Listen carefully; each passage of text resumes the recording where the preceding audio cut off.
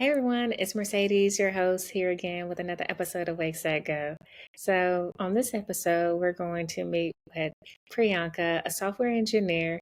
She resides in India. So, you know what that means. This is our second international guest we've had on wakesetGO. So, I'm super excited about that and all the gems she's going to share about how her being a mentor to others has helped her, as well as how important it is to find mentorship and how also being in her field as male dominated as it is, she's been able to help others and inspire others to go after their dreams. So hopefully you're just as inspired as I was after our conversation, and it charges up the CEO in you. So stay tuned. So Priyanka, thanks so much for joining us today. Hey, hi. Hello everyone.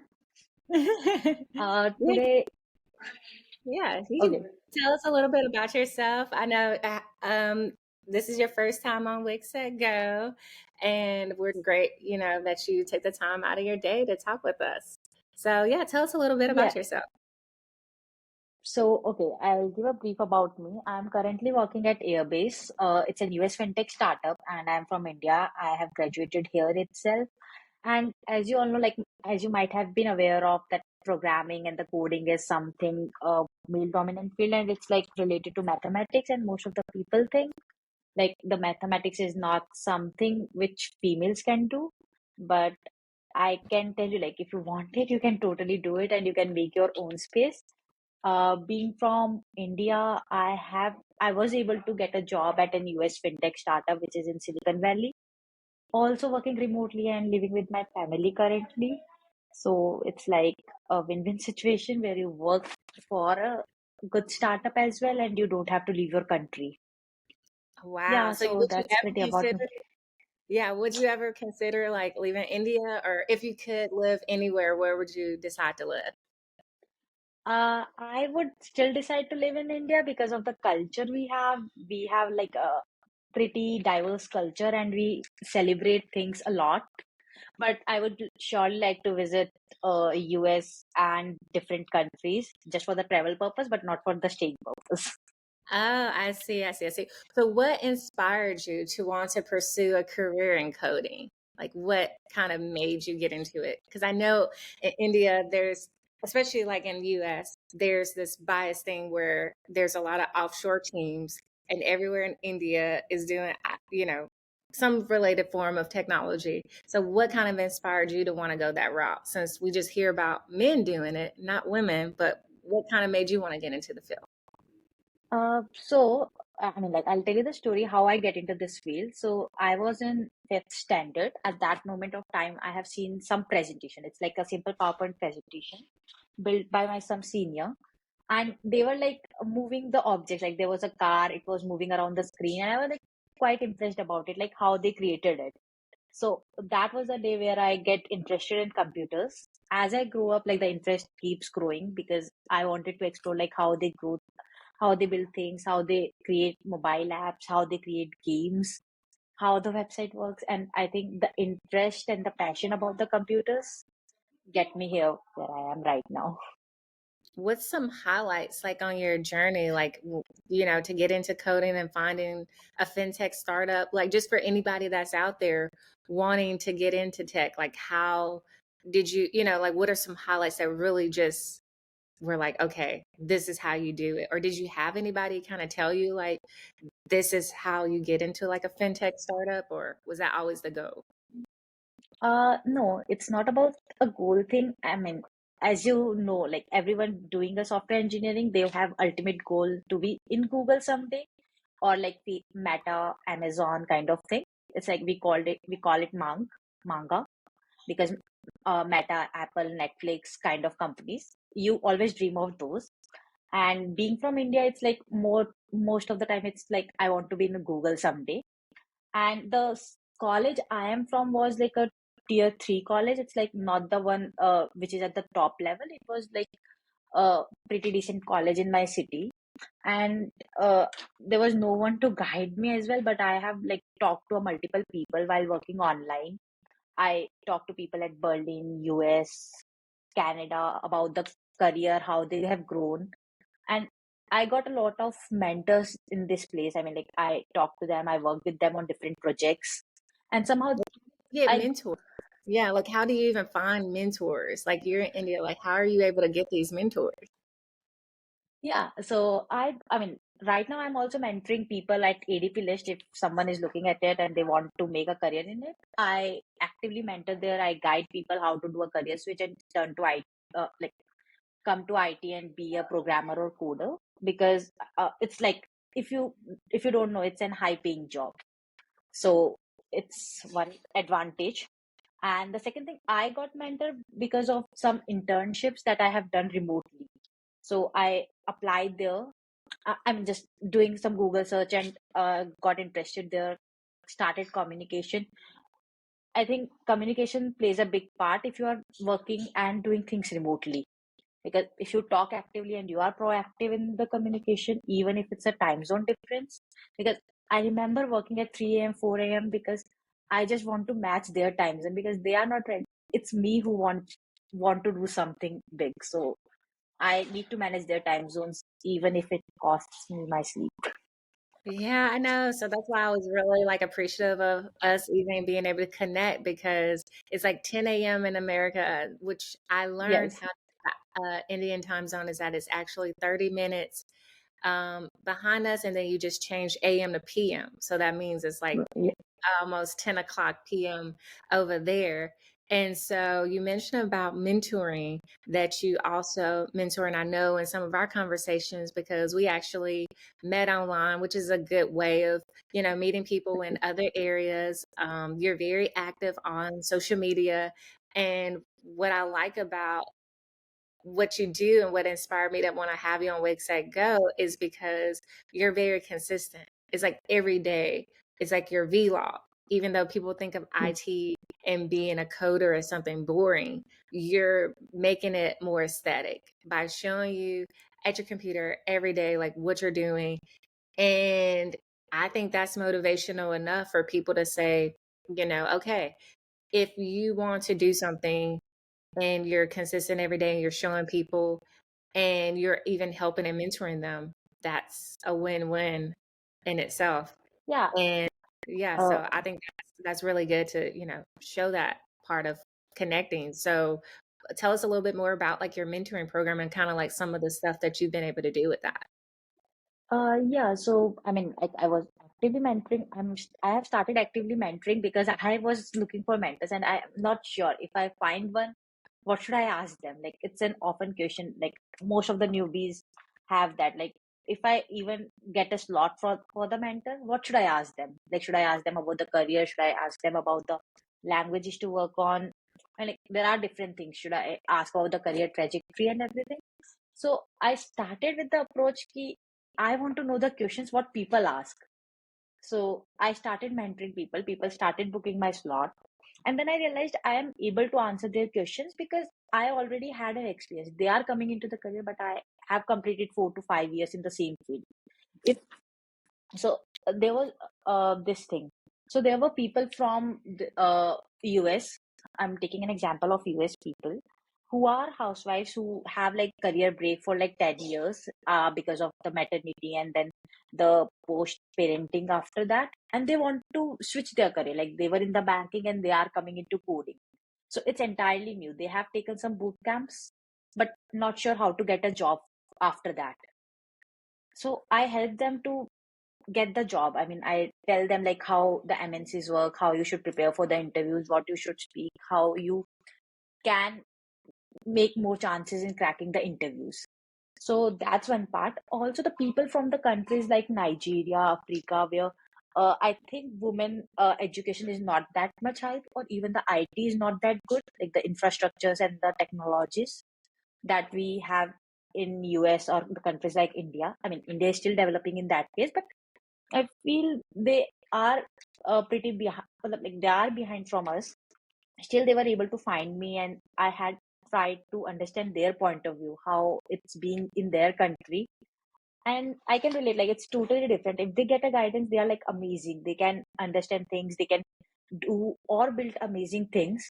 even I have mentored a person who like she's a girl and she was starting a startup and she was just 19, and she is from some African country like near to Nigeria, and she was able to launch her first website by herself, and Oh, she wow. started getting orders on that.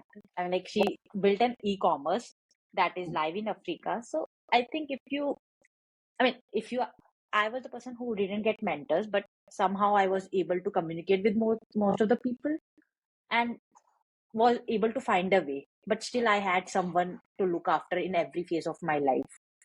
Yeah, that's And if you find someone who is actively helping you, and mentoring is not a one-way process. Like if I talk to you like today, and mhm, we had a discussion for 30 minutes, and then you don't come back with the progress, or maybe uh like I'm mentoring 10 other people as well, so I can't go to each one and ask about the progress and what you did after our last call. But if you are coming actively, then you surely want to make progress, and I will also pay more attention to you because you are coming and you are trying to talk. I think if right, someone is looking, I mean, not specific to this field, but if you are looking to grow in any field, you need to be consistent and proactive in talking to people because you want that thing, not the other people, not the other person. right. That's wisdom right there. I think that's so true, and I'm glad you spoke on some of the challenges that women face, especially in African countries with the infrastructure and how, I mean, the fact that you are still able to mentor and help women with those issues to launch websites, to be able to get sales, to launch businesses. That's like Yes. an awesome win all the way around. So I know in America that there have been news flashes about layoffs. What do you feel like Yes. that does with the industry?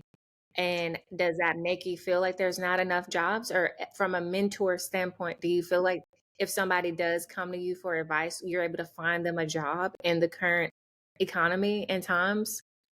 Or how do Yes. you pivot that? Yeah. Uh, yeah, I think the layoffs are the reason because people has overhired. I mean, like there was 2018 and 2019, the phase before, just before COVID, when there was like overhiring going on and people were paid like, I mean, you name the amount and they are giving it to you. So it's like overhiring because of which the layoffs are being going on. But similarly, if you see the number of layoffs is equivalent to the number of jobs coming in. So right now, if you see Google is laying off people, but they are also hiring. So they are laying off from the products that are not running anymore. So yes, there is a down in the market, but it's like because of money, because they are laying off the people who are overpaid to the people like they are kind of resetting their ranges about the money. But if you are good in the skills and you know the things, you will surely get a job in a week or in a month. But there are Oh, wow. definitely a lot of jobs as everything is going digital nowadays. Oh yeah, for sure, definitely. So with that said, and seeing, more women getting into the field and more countries that, probably didn't have a play or say in the marker, where do you see the future from here? Do you see those infrastructures improving? And are you wanting to dive into some of that as well to help with getting technology in more remote places so that those women Uh, that aspire to not just be housewives can get into it? Yeah, so if like women are trying to go there, I'm surely ready to help them, like by any means, like talk to me, communicate with me, because I was the person in my, I mean, like in my surrounding also, I don't have much female friends who do program. I have found them online, but if you go particularly in the region, there are very few people. So maybe you can be the exception. You are the only person in your group who likes computers and who want to code, but don't get demotivated by the other person. Like, okay, you can't do that, or you can do it if you want to. Second thing, if coming to the infrastructure part, I feel it's becoming better nowadays because most of the companies are started working remotely. So you can work from any country because I'm working in a company. I mean, I'm working at Airbase, and basically we have people from 23 different countries. So it's like even if you are from Africa but you have a right skill set, you will be hired. it's not anymore about your location. It's about your skill sets. Wow. So that's really a good key point because I think with COVID happening, I think that allowed most businesses to see that you don't have to live in a specific area to have the Yes. career to do the things that you want to do. You can pretty much do it from anywhere. And that's what I like about how society is now run.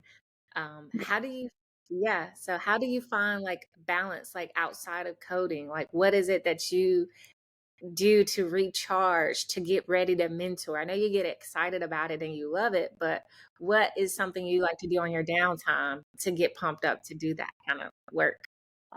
So I'm like most of the time I had already mentioned I'm passionate about coding. So I keep reading blogs. I'm crazy about these things. I just be with my laptop and I am happy. But even if I don't, I want to reduce my screen time and want to switch to different thing, I do painting. That also I do digitally. So basically there is no screen time reduction. But yeah, I do painting. I do create caricatures or maybe go for a workout. That's it. I mean, Oh, it's yeah. painting or a workout. Yeah, so I know, like again, like online, I always see you, you're at your desk, you're in front of the computer, but what is something that you do like in the morning to be able to prepare and get ready for your day? Like, I know you have those consistent habits, but do you have like a routine of like, I'm going to work this long, I'm going to take a break, do a workout, or like, how do you make sure you're your most productive self? Like, what do you do to be very productive, like during your day? Is it the same thing Yeah, every day at the same time? You eat the same thing? Like, how do you stay productive? yeah. So, okay. I mean, repeating the same things every day doesn't work out for me because I'm the person who looks for different things and keeps exploring. I can't stay with one thing for a long time. So what I do is, I mean, I wake up. I'm the late morning person. I wake up around 8 a.m., 9 a.m. That was my usual time. At that time, I'm just running for the work, like just starting my laptop and attending the calls. In the afternoon, I eat my food and do something. But at 5 p.m. or 6 p.m., I go for a workout. I go for a jogging or a run. Sometimes I do read books, or maybe if I'm not feeling like working and I'm like feeling super less productive that day, I keep watching different kind of videos on Skillshare or something just to be learn new things. And the way I keep myself productive, like I complete my task and don't end up with a procrastination, is I recently figured out that this Pomodoro technique works really amazing for me. I mean, I set my task and I add two Pomodoros to it. And Pomodoro is a technique where you have like 25 minutes timer running them. So I set that up. I make a list. I set all the Pomodoros and just start that. And I keep completing the task.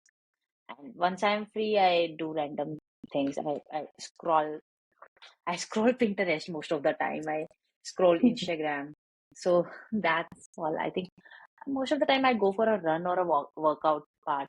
I feel energetic after that.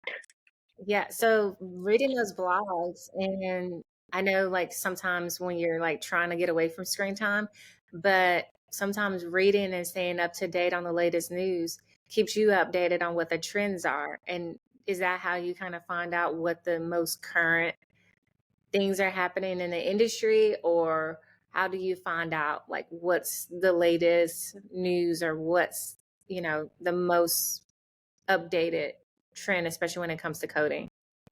So for the most updated trends in the industry, I mean, earlier I used to use Twitter, now called X. So basically, I used to scroll that where people used to post about the different things. But nowadays, most of the time, it's the blogs. I mean, I'm too much dependent on blogs. I read them very often. I mean, I start my day with two blogs reading. I mean, I have this Y Combinator thing where you get most of the startup news, like who are getting funding and everything, if you are aware of that. So I start reading about two Y Combinator startups and realize, okay, they are building something like this, and this has a pretty good scope in the world. So it's like Wow. understanding because maybe in the near future I want to start something like that. but uh, just figuring out the good ideas on that. So you do one day want to start like your own like software and kind of Yes. put it out there. Okay, gotcha. Yeah, So that's what we I can really want to do that. yeah, awesome. So we can definitely expect that in the future from you. The Yes, software. Awesome. definitely. Yeah, and I think Yeah. that's kind of like what Wake Set Go and the mission is all about is to charge up the CEO in you, because I feel like everyone, we all possess, even if we're not running Oh, our own business, we're running other businesses, and it can charge us up and inspire us to create something. And whatever it is, it is, a software, if it's a product, if it's a service, how we plan and start our day and do our tasks and just go for it consistently. And I think that what you said, your whole mantra and just being in software is wake, set, go, approve.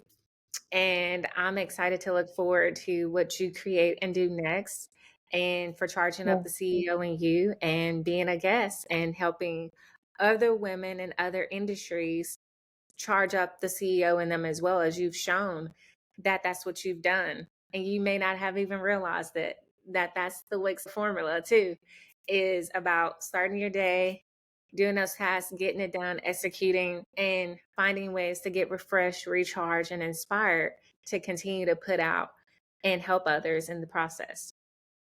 Yeah. So thank you so much for being on and being a guest. Is there anything else you would like to tell the listeners out there about you, Priyanka, that you feel like you want them to know? Any kind of like stereotypes or things that you feel like you want people to understand about women that are in coding that may not get the credit they deserve, that may not get highlighted as much? Like, what is it that you have to say for those listeners out there to kind of keep them motivated to want to pursue a career, even if they're the only woman, things like that? Like, what is it, you want to share with them?